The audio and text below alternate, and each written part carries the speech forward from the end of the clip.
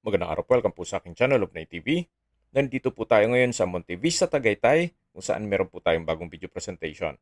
Isang residential property na may lot area na 300 square meters. Ito po'y titulado, buhay po ang may-ari, kaya wala po kayong maging problema sa documentation o sa transfer ng title. Napakatahimik po ng lugar, sariwa ang hangin, at malamig po ang klima. Kumpleto din po ang amenities nito, gaya ng clubhouse, swimming pool, parks and playgrounds, basketball court, at marami pong iba. Mula po dito sa concrete road, medyo slope po ang terrain. Kaya please manage your expectation once na mag-set tayo ng tripping. Medyo patag lang po dito, then pagdating po dito sa may mga mataas na damo, ay pababa na po yan. Binebenta po ito ni owner sa halagang 12,000 pesos per square meter. Kung may mga katanungan po kayo, tawag lang po kayo sa aking numero. Maraming